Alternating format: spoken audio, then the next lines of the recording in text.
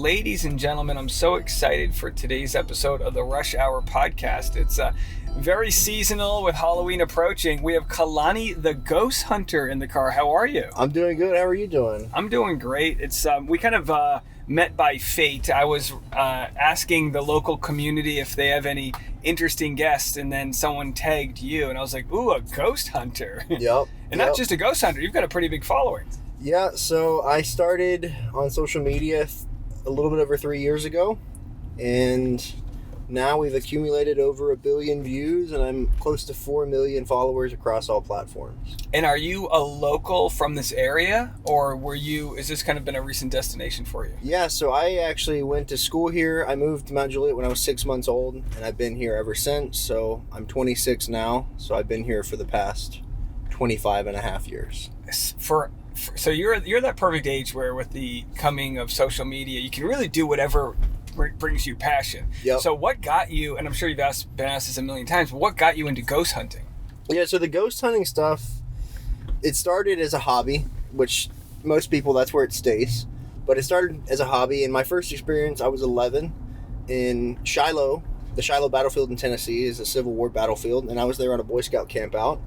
And we were out tipping people's tents one night, and I came across this drummer boy. Wait, hold on. Tipping people's tents? Yeah, so tipping people's tents. You run zip ties through their zippers, and then you get people on all the poles, and you pull them out. It's not the best thing to do, but it's really funny if you're the one doing it to somebody. And this is the Boy Scouts have, I'm sure, quite the list of pranks to play. Oh, yeah. So I was just being a hellion late at night, and we're running on the trails, and we come across this drummer boy. And I thought it was a reenactor, because the reenactors were in town to reenact the battle the next day. And I have this brief conversation with this drummer boy, and all of a sudden I watch him just dissipate. And I look at my buddy that was with me, and he looks at me, and we run back to our tent, and that was like the start of our ghosts real. At that point, they weren't our ghosts real anymore. It's, how can I have that happen again? Now you've got, I'm sure people just don't believe you, like when you tell that story. Yep. So what's that like? It's, the thing is, I don't really make content to make people believers anymore. Like, when I first started, that was the whole thing, is like, I want people to try and believe in what I'm doing. But now I kind of hang my hat on the idea that I get to do something that I love and I'm passionate about. And that's where I find my peace at night is I'm getting to do something that I enjoy and something that I believe in. And if even if somebody else doesn't believe in it, it doesn't really bother me. And I kind of put it up there with religion. There's a lot of people out there that if they believe something differently than you, just because you can't see it, can't experience it yourself, doesn't mean you're wrong. I've talked to a lot of people about faith and the different forms that it comes in, and I had a guest on that explained how faith is like looking at the road markers, and you have faith that those people aren't going to veer into our lane, and vice versa. Yep. So it's just like this unwritten thing that kind of exists around us that drives us. So what do you think a ghost is? Do you have like a good It's kind of changed, and this is where it gets kind of weird for me. When I first started, I thought I was talking to things that were dead, as most people do. You think of ghosts as things that were once living that are now dead, and their spirit lingers on for whatever reason. But now I've had some crazy experiences where it feels like I'm communicating with things that are alive in a different time. And what I mean by that is there's something called quantum entanglement, where there's essentially layers of time, and instead of time being linear, time is a ball.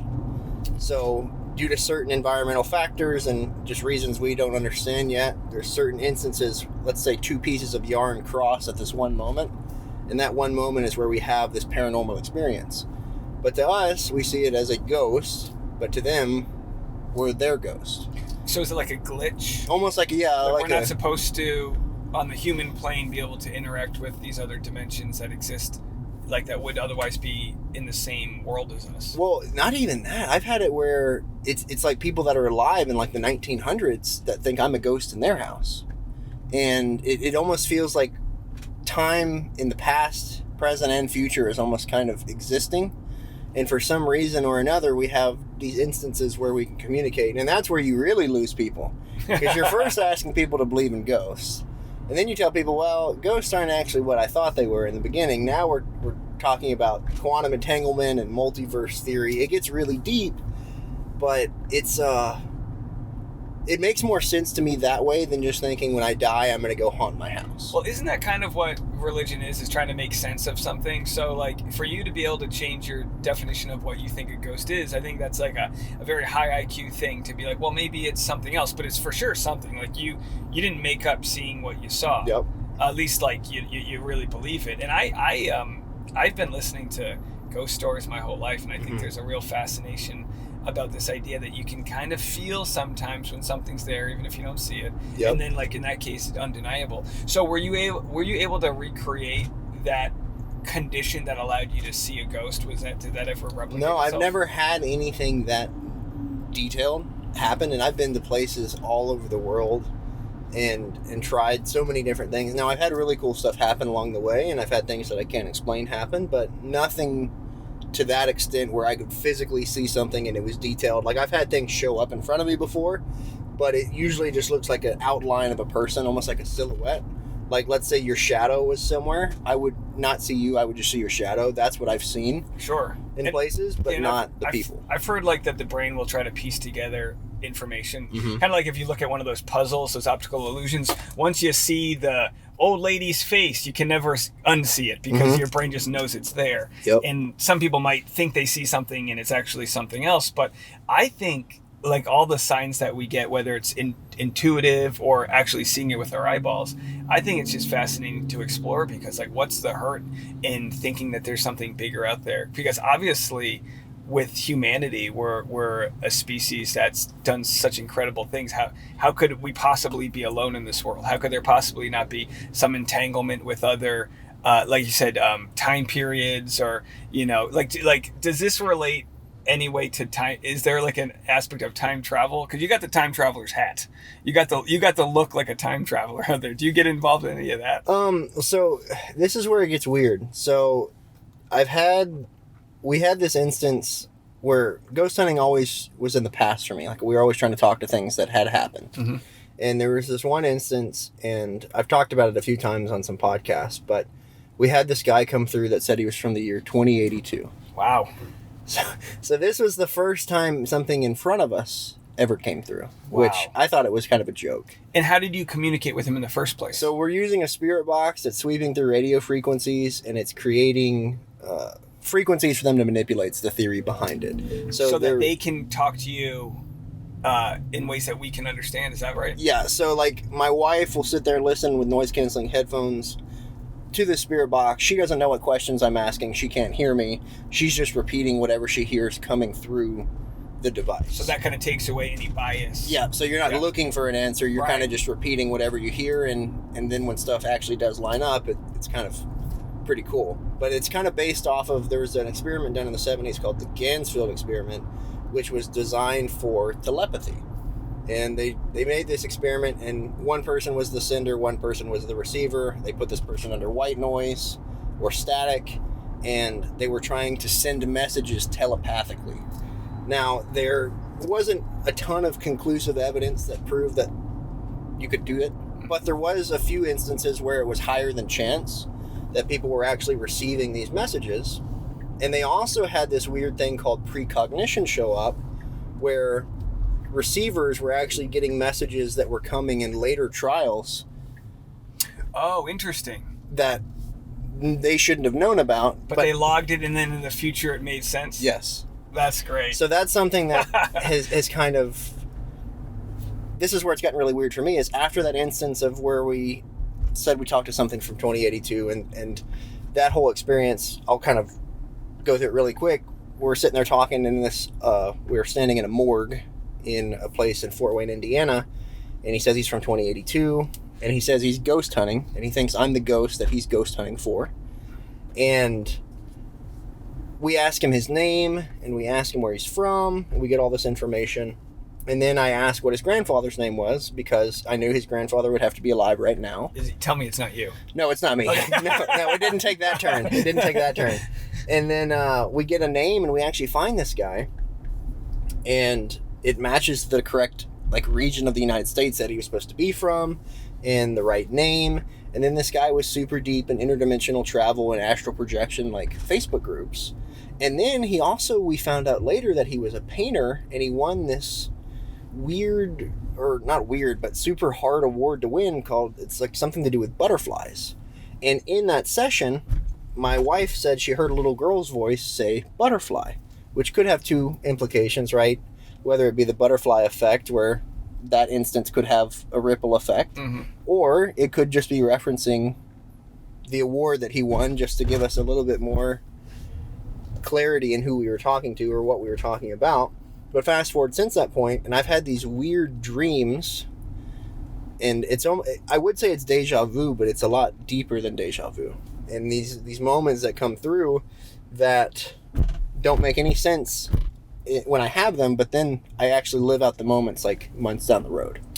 Yeah, that's so, how bizarre. I mean, I think that when your like mind and soul is open to this type of thing, it's more likely to exist, right? Because a cynic or someone who doesn't want to understand, they're not going to pick up on a lot of these clues that are out there.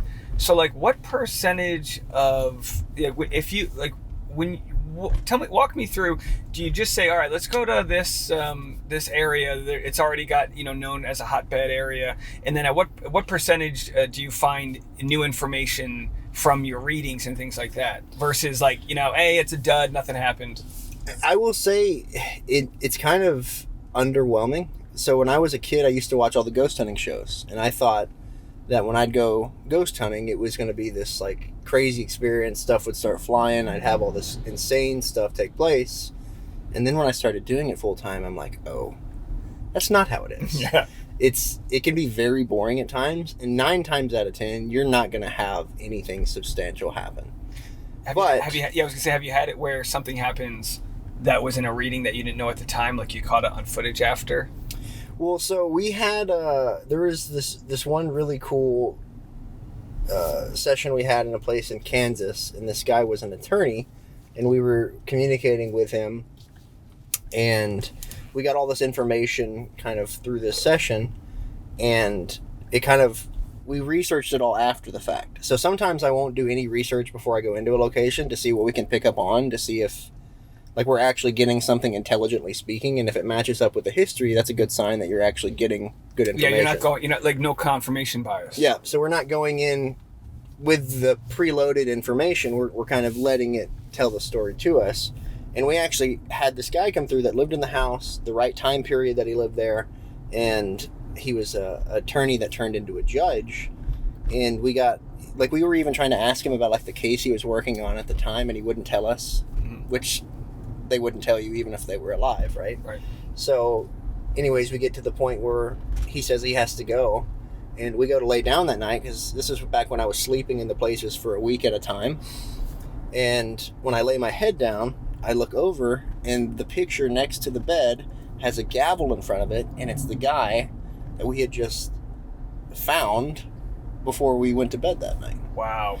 And that's like one moment where I'm like, oh, that's crazy. Like, I would have never noticed that picture in the gavel before we had that session, but now after we did all the research, after getting the information, it's really interesting. So it's like, it's not as scary as I thought it would be growing up.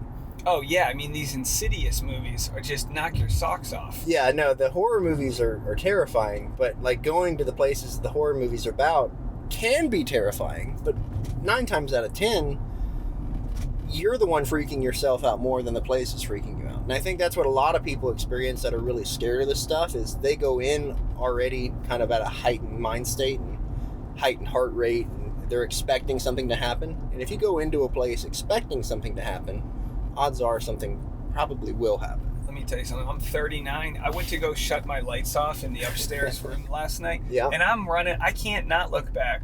I just get this feeling like there's something going to grab my ankles. And I'm like, I don't know if that's therapy or what, but I'm from Rhode Island, which New England's like old homes. Like my hometown, Newport, 1600s, Blackbeard lived there, all this Victorian era stuff. Witchcraft was a big deal. Newport was just like Salem. It was all witchcraft trials and all of the, there's ghost tours and things like that. So like, how do you, what process do you have to decide where you want to go? Well, so a lot of places like for Rhode Island, for example, the biggest one there is probably the Conjuring House. Right. Like the real Conjuring House. So that's one, like, I've done a lot of I call them the big box locations, your Walmarts of the ghost world. Yeah. I've done a lot of those, but now I'm more into trying to find places that haven't had their story told, because that's the part that I've really enjoyed, is the storytelling component, because I get to be the first person to tell the history and kind of do the interviews and such. So I've been looking for a lot more places that people haven't touched. Yeah, so when you talk about, it's hard to go into a place like the Conjuring home, or I'm in the top of my head thinking of that Amityville horror. Yeah, Amityville, Amityville, which I believe that's New York, right? And that was, I think, on top of a Native American burial ground. Like, how much are you pulling into like the local history? Because obviously there's like, is a home haunted, or is it like the area in like, or can it be, can it be a person who's haunted, you know? Well, and that's where you kind of get into the weeds of the theories, right? Because some people think the place is haunted. Some people think the land is haunted. Some people think both can be haunted.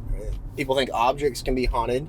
It really just depends on who you talk to and what they believe in. And that's why I think the time thing has kind of really shifted my perspective on it. And it doesn't really explain some of the other things that I've encountered. But with places like the Conjuring house, like I went to the Conjuring house with super high expectations. And I got so little in the Conjuring house that I couldn't even make a video. Interesting. And I paid, and this is what's crazy, is I paid almost $1,500 for one night. And is that to like clear the house, like you get it all to yourself? Yeah, just to get it to myself for one night, and it's like from 8 to 8 pretty much. Because they have that one room, right, where it's like that's where the doll was with all the artifacts. Like, does that all exist? Is that lined up with how the story is told? The Annabelle doll, like the real Annabelle doll, is actually in a museum not at the house. Right. So like they have a replica Annabelle in the house, but they've kind of combined like some elements from the movie and Ed and Lorraine Warren, which Ed and Lorraine Warren are people got opinions on them obviously, but they're probably like the most notorious, famous. So Ed and Lorraine are ghost hunters that were the ones that would get called on to be parts of exorcisms and things like that. Yeah, so they did exorcisms. They were a part of a lot of these really high profile cases like the Conjuring house, like Amityville. They were on some other ones as well, but there's also a lot of scrutiny that comes in with that because, there's just, I'm not going to jump into it, but you start looking at the history and it kind of gets a little wonky. So that's where the ghost stuff is so... You'd never think ghost hunting could be political or like divisive, but everything can become political and divisive. Well, especially if you become a brand and you start making money off of it, you're gonna I do not ghost hunting, but I do like entertainment news. And as soon as I started making money, people started having opinions about me and my motivations and this and that. So for you, I can imagine in the ghost hunting world, it would be very beneficial if someone was to say fabricate something or because every time you watch one of these TikTok videos of people finding something, it's always like something moves. There's really the doors are opening, the cabinets are flying open. Right, but I believe maybe not to the paranormal effect level, but I believe in like energy moving and like I just believe that there's like that's like because when we die, right, our soul kind of goes away and then we just kind of deteriorate, right? So the soul is the only thing binding us together. So clearly there's an energy transfer. So clearly that all exists. So what level of like you said before, you're not trying to sell anybody on anything, but do you get pushback from people that it's all BS or that? Oh, I mean, yeah, I think probably half the population, if not more, thinks what I do is crazy. And that's kind of the fun of it, though, right? Is to try to convert people, or not necessarily by swaying their opinion, but by just doing what you do. And say, I just like giving different opinions, right? So it's like, for me, I just like letting people think. And I feel like that's something in our world that you'd think would be something that a lot more people would like to do, but there's not a lot of thought that actually occurs anymore. Like, people are just given so much information that I feel like we have so much information at our hands that people are like dumber than ever. Yeah, it's like you can only be a consumer or a creator at any given time. You can't do both. And a lot of people with the entertainment world that's out there, there's so much to consume that it's like I'm like a big like try to ditch your device type of thing. And obviously people are listening to this, but I think there's a difference from listening to long form content and long form podcasting versus the sort of chaos that comes from short form content. So like what just on like a business side of things, what's your favorite platform or medium that you use? And like how like for you to tell your story, is it do you prefer like long form, or what? Long form is my favorite, like YouTube especially, because YouTube is essentially taken away that TV gap that used to exist. And because technology has come so far along, anyone can essentially make almost a TV level production if they have the means to do so. And I think I've fallen in love with the storytelling component, because even if people don't believe in the ghost hunting portion of it, like the history can still be relevant, right? That's something that's still real.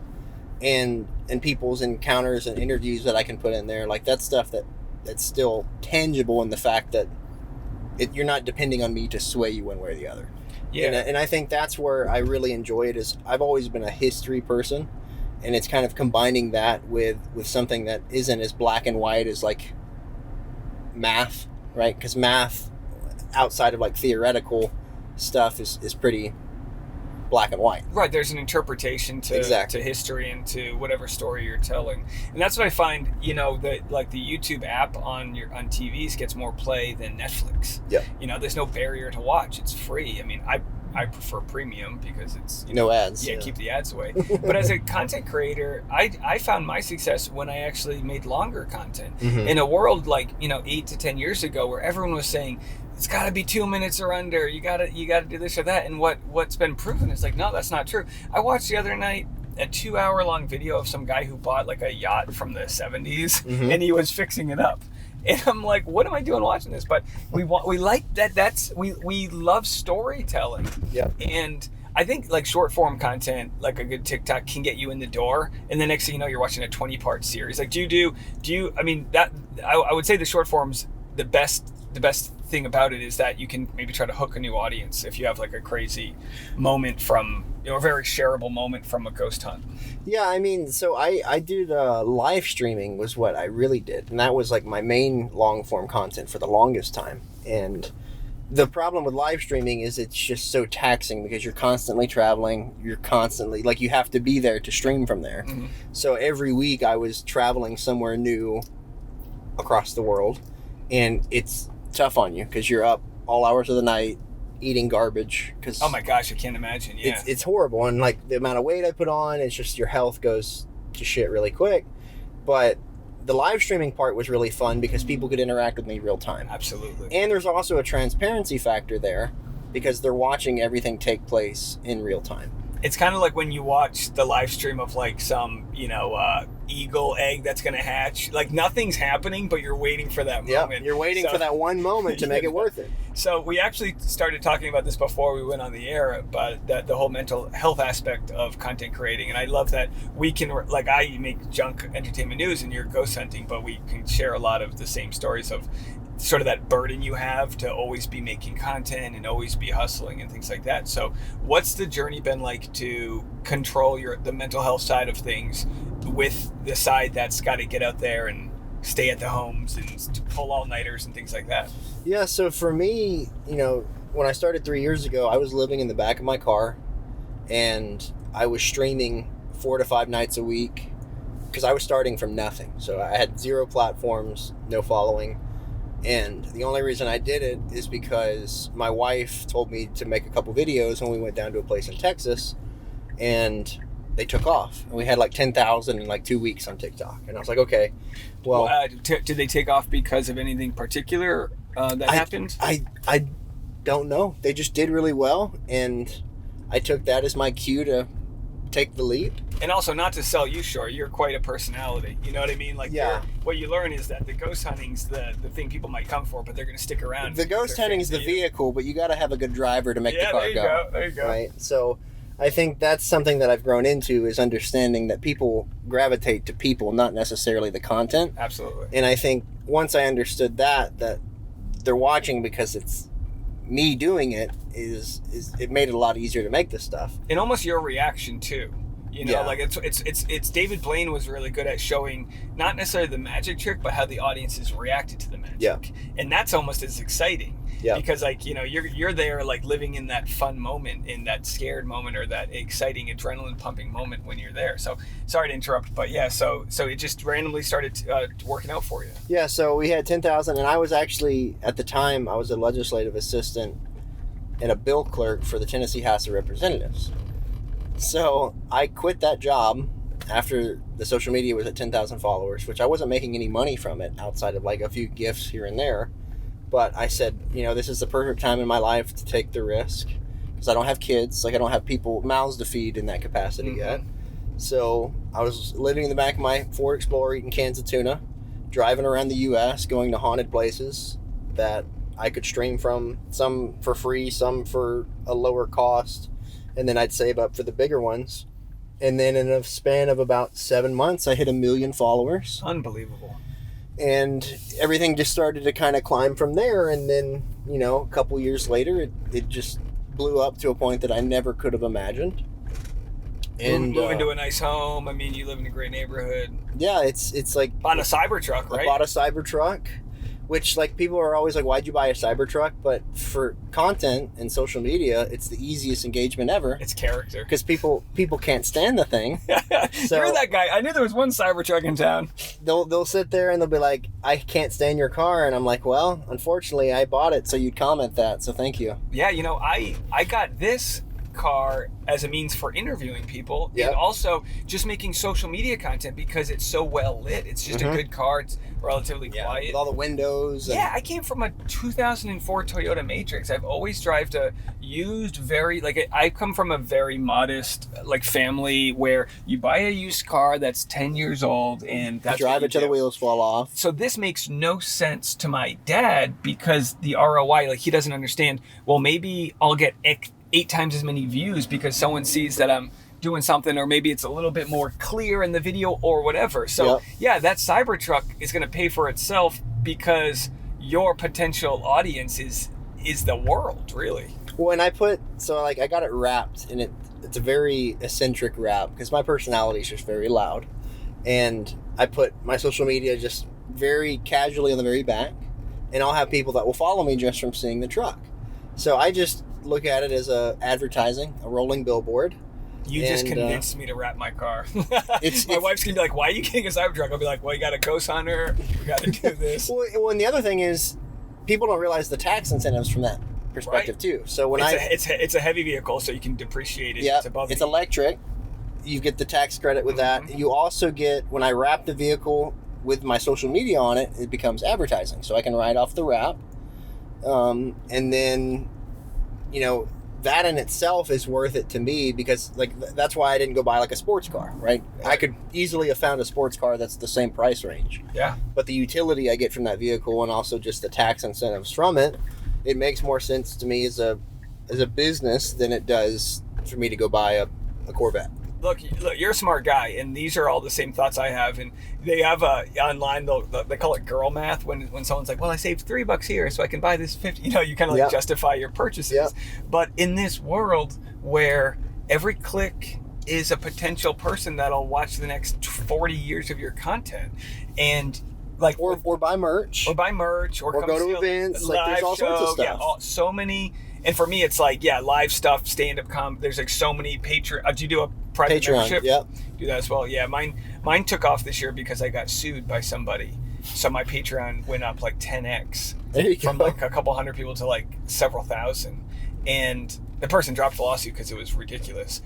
But it just goes to show that people, they want to support you in whatever way. And I also think audiences, they want to see your abundance and growth. They want to see oh man, I remember when this guy was eating tuna in the back of his Explorer. Now look at him. Yeah. And I think people get a good dopamine rush from that by seeing you live your fulfilled life, because it's you took the risk.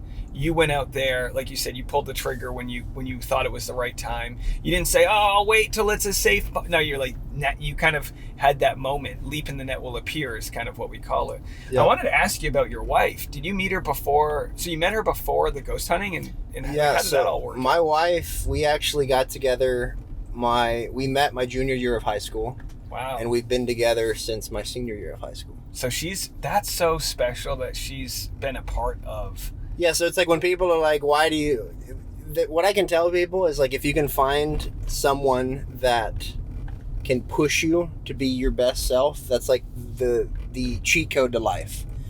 No matter what else happens, as long as you have that one piece of stability that can drive you to be the best you can be, what that'll essentially do is give you the capacity to literally do what I'm doing or do whatever you want to do, whatever your passion is. Because, like, for her, a lot of other couples out there, she could have easily been like, that's not a good idea. Oh, it's not safe at all. You know, you need to keep the stable job. It doesn't make sense for you to quit. You're not making any money. Whereas anytime I've asked her, she just says, I believe in you. Just go do it. What does your family think of this, of your sort of come up in this world? I mean, they enjoy it. Like, they didn't really give me much pushback either. That's something, like, I've been an entrepreneur since I was 14 because I come from a very poor family. So, like, the whole time I was growing up, my whole idea was that I can't have the same, essentially, outcome that my family had. And with that, it's just really tough because I didn't want to fail. And what's interesting about the entire thing is, like, when COVID hit, that really impacted because I was doing, like, an Amazon e-commerce business. Okay. And then I started to do wedding videography. And that's where, like, the camera work and all that stuff came in. And all of that was really impacted by COVID. So that's kind of where everything just shit the bed. Yeah. So you realized that, online was where you needed to be for, getting, growing your platform. It seems. Well, yeah. And, like, I didn't ever expect it to get to the level we're at. And I think that's what I tell people all the time. Is, like, if you go into social media with the anticipation of becoming successful at it, odds are you probably won't get there because most people will cling to someone that they can tell is authentic, and authenticity will carry a lot more than someone that's just trying to become famous. Well, yeah, when we talk about ghosts and spirits and energy, it's that, like you said, it's that same thing. You have to go on your stage in front of your audience, giving who you are, and it might mean some people don't like you, but you have to crack an egg to make an omelet. It's true. So for those people that don't like you, it wasn't meant to be. They weren't, because I feel like with the internet, there's a lot of transactionary following. Like, someone might just want to see that ghost, and then they're like, you're not my cup of tea. But in the end, those people that will follow you, they, like you said before, they'll be there through the highs and the lows and everything. So, I had one question I wanted to ask you on behalf of my wife. I don't know if you ever get this. She said, make sure you don't bring home any ghosts. Do you ever worry about something attaching itself to you? I've never had anything happen to this point, and I've asked for stuff to go with me home. Oh, yeah. Because, see, from my perspective, if I have something at home happen, that just made my job a lot easier. I don't have to go anywhere. Yeah, right. But that would be great. Yeah, I could just stay at home. Story. Yeah, no. But I've never had anything happen at home. I've asked for stuff to follow me places. I've got haunted items from crazy places from all over the world inside my house, and I never have anything happen. You mean like things you've purchased or you've brought home? Things I've purchased or collected. Now I'm starting to add to it, so maybe that will change. Is there a type of material that is easier you think to get haunted, as far as, like, a lot of people think dolls, right? But something I found is, like, anything that people have a lot of time with. So, like, hairbrushes, for example. Interesting. Like, anything that you're constantly having to use, like an emotional attachment. Yeah, to? like, for me, like, I feel like if I were to die, it'd probably be this hat. Oh, wow. That's just me saying that, but, like, I don't know. I don't think there's any, like, one particular vessel that works better by any means. But well, what's the emotional attachment to the hat? Just had it for a long time, or is there a story? So there's a story. My mother-in-law, which she's passed, but my mother-in-law, before all of this content journey started, which I've always had cowboy hats, but I've never had any, like, really nice ones. But we're down in Texas. The same trip, my wife told me to make those videos, and my mother-in-law, this hat was like $400. But my mother-in-law says, well, you need to buy that hat. And I was like, why? And she's like, I don't know. You just need to. It looks good on you, and I think you'll love it.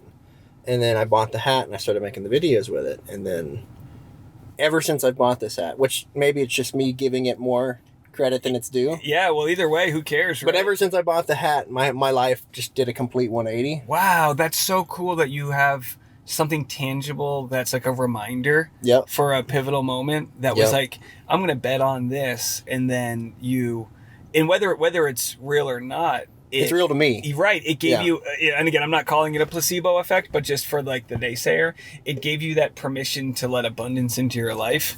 And that's maybe all I needed. And because of that, it does hold that energy, and like, you know, one man's trash is another man's treasure, right? So not that that hat is trash, it's a nice hat, but it does go to show that what a pivotal moment that it's the moment you bet on yourself and received that payoff, or started to receive that and payoff. It's crazy because so I was a pretty good football player, and like I thought NFL was going to be my dream. Obviously, everyone that plays football thinks You're a big guy. 6'5"? How tall are you? No, I'm like 6'2". 6'2"? 300 pounds. 300, yeah. Offensive lineman? I could still probably play right now if I wanted to. I'm sure. My Patriots could use you. my body appreciates that I don't. Yeah, ghost hunting doesn't tear your ACL too often, I'm sure. No, and I don't have to. Like, I still lift weights and stuff. I can still pick up quite a bit of weight, but that all like crashed. Like, I went, offers fell through, and then I tried to go walk on at Tennessee, and that was when Butch Jones got fired and they brought in the new guy. And then I went and tried to walk on, didn't work out, spent a lot of money, and like I failed. Like, it was like the lowest point in my life. Yeah. But something I'll always tell myself is I'd rather live with the failure than the regret of not trying. Of course. And I think that's something that I will always, like, even when I have kids, it'll always be just go for it. Because even if you don't make it, you don't have to worry about what if. Oh, of course. And there's nothing more sad than hearing someone's what if, or, well, I was gonna, you know, hearing one of those stories that like is like you never even got to the glory days because you didn't put yourself out there. Yeah, you didn't try. It's like, I'd rather hear somebody say, I tried to do this, it didn't work out, rather than I was gonna do this, but I decided not to. You know, I walked onto my baseball team, University of Rhode Island, and it was a D1 school, and I made it to the fall team like 2 out of the 4 years I tried out, and then I got cut each year, and I was a pitcher, so chances are I was just bullpen practice for them. But everyone on that team, even the guys that went pro, they're all either retired or got injured. None of them play anymore, and I still get to play, probably because I didn't burn myself out. Yep. So like in the end, I'm playing more ball on a longer stretch of time. And it's because of the failure and the rejection of not kind of living what was supposed to be the dream. Yep. You know, with that said, I learned so much from playing high school football, the work ethic that goes into it. Mm-hmm. I think there's such a correlation to people that play really difficult sports and really face that adversity during their sort of transformative years. So like, how does you as an athlete apply to you as a content creator? I think the one thing that it taught me is like persistence. And it's like content, especially, you'll have videos that don't do well. It's bound to happen. Like, no matter how big you are, you'll always have videos that don't perform well that you thought would, or maybe some that you didn't think would that mm-hmm. do really well. But I think people don't realize with content, every day you log on, the bigger you get, the more negativity you receive back. It's just part of the gig. Mm-hmm. And it's a constant grind to make sure you're churning that engine. Because if you stop, the algorithms punish you. Right. And the pressure there to always have something going and something new and pivoting. And like with how our world works, there's so many people that are competing for that time mm-hmm. of people's lives that it's a constant pressure. And like something that I was talking about this year that I had to really focus on was putting my family, my health first, because my content was starting to suffer because you could tell it was just clocking in and clocking out. Yeah. Whereas now, where I have like the passion back for it and I'm having fun with it again, the content's doing a lot better. Yeah, because people like are enjoying it more. Energy that you're people can tell. Exactly. And I think that's something that if I could tell anybody, the secret to being a good content creator is to pace yourself on something that's realistic, but also you have to have fun with what you're doing. Yeah. Because if you're just putting on this show to try and make it big on something you're not passionate about, you will burn out. Yeah, and it could take years to hit. So like, why do something you don't love? I always tell this to people. Like, I don't care if you love power washing, driveways, like, be the best and have the most fun and good energy with whatever it is you decide to do, because like no amount of negativity or, you know, in the stand-up world, you get a lot of bitterness. I've done comedy for 13 years mm-hmm. and there's a lot of bitterness and resentment from other comedians, but no one really cares because everyone's trying hard. Yep. So you got to swallow that pride and just take it all as a blessing. It's kind of feels like both of our channels hit at the same time. I've been a professional like YouTuber, podcaster for 3 or 4 years now, 4 years. And I look at it as, all right, because I started with the show The Bachelor, just in a reality TV show. Mm-hmm. And then people said, Dave, what if the show gets canceled? All of your marbles are on this. And then I transitioned to other entertainment news and things still did fine. And I slowly started to breach out. And like we said before, realized I got a proof of concept, which is offering my opinions on things I find interesting. Yep. And whether it's a conversation with you, which I guarantee my audience is going to just really find interesting, or just whatever it is, follow that North Star, because there isn't a path to where you want to go. There's only a path based on what other people have done. And so much of like TikTok is just seeing what's viral and then replicating it. And in this world, it's like, no, just be you. And I think that's just scary for people, but it proves itself to be a successful tool every single time, it seems. Well, and that's what's crazy too, is like, that's where I've really flourished, is I don't ever really go look at other people's content and how I can replicate it. I just think of things that I think are fun, and I just do that. And then people try and replicate what I'm doing. Right. And I think that's when you start to really take off, is whenever you're just beating to your own drum and you're not really looking at the noise of the outside world. You're just kind of operating in your own space, and people are enjoying who you are and what you do, because no one's going to be a better you than you. Yeah. And I tell people that all the time. It's like, you can go copy trends, you can go copy what other people do, and you'll get some views, but you're never going to be that person. And some people, that might be the gateway, like someone learning how to play cover band music. Yeah. That might be the gateway to finding your voice, is just learning the X's and O's. My last question, there's so much happening in the world of UFOs, alien drones, unaccounted for, flying over airspace. Do you think there's a correlation between the ghost hunting world and the alien world? Because it's kind of seen as one versus the other. It's like, I think there's more of a correlation than people think, and I think it kind of gets more into that time-space realm, where I've been leaning more towards, and less of like, a lot of ghost hunting has been seen through a religious sense for a long time, but I think it needs to be more of a science sense. And I'm a religious person, but I try not to put that into my content, because I want it to be enjoyed by everyone. Right. If you don't have the same religious views as me, then it's going to be kind of hard for you to enjoy what I do. And that's why I think with religion, I was raised Catholic, and I also respect so many other religions. Like, my mom's Catholic, but also has like a Hindu life coach. And it's like, if you take the good from all of the different religions, it all comes down to positive energy, law of attraction, enlarging your world and doing good, and returning that, Yep. So I think that you're on the right mark to not let something that can be divisive get in the way of a message that you're trying to share. Well, and it's like right now, politics, like with the election coming up, it's so easy to get into that pick one side. But like I told my audience, I said, I don't care who you vote for. Just go out and exercise your right to vote. Yeah.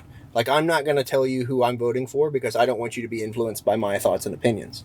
I just want you to go out and use your right to vote, because that's what we're given, and that's all we can do to influence what's going on. You should have asked that future ghost hunter you found who won. Who won? So we can stop talking about so it. I got the information. I asked some weird questions, like about natural disasters and anything like that, but I wonder if there's like rules to it. Like, if there's certain things they actually can't, because it'll impact. Oh, that's true. I'm not sure. I think there's some rules to it. I know it sounds funny, and like people are like, "Oh, that's his cop out." But like, I've tried to get lottery numbers. Obviously, I'd love to have lottery numbers. Can you imagine? But I've not been able to get that kind of stuff. Yeah. Well, so just lastly, back to YouTube. They have a new thing coming out where they're going to allow like seasons to be played, so you can like share seasons. Have you thought about where you want your channel to go moving forward? Like, what's your big grand vision? Well, so what's crazy right now is I'm kind of split between two really good content fields. My ghost hunting stuff does really well in the US, and then I'm like famous in the UK for food reviews. Oh, wow. And that happened out of accident. I was over there for ghost hunting, I did a food review, and then it took off. In like a span of a week, I had like 55 million views. What was the food? English food. Oh yeah, so you were like American trying British food. Funny. And I'm bigger over in the UK than I am in the US. Oh, funny. So, like, I'm having to juggle being a food reviewer on some platforms and being a ghost hunter on other platforms, but my name is still Kalani Ghost Hunter on all platforms. Oh, how great. What a brand. So, like, even some of my analysts and people that help me with social media stuff are like, we've never had anyone we've worked with that has gone viral in two separate markets for two. Well, gosh, it just goes to show that you were meant to be in front of people. Yeah, so people just like I guess whatever I'm doing. So we'll just keep doing it. All right, man. Well, dude, thank you so much for joining me Appreciate today. What it. a great convo. And where can people that haven't heard of you find all your content? Yeah, so I'm on pretty much every platform. Kalani Ghost Hunter, or if you type in KGH, it should come up as well. But I do ghost hunting on YouTube and live on TikTok and Twitch. And then food reviews on Facebook and TikTok as well. Well, if you ever need an assistant on a ghost hunting gig, let me know. Yeah, for sure. No, well, we can bring you in on one, and you can experience it for yourself. Sounds great. All right. Well, thanks so much. No problem. Thanks for having me.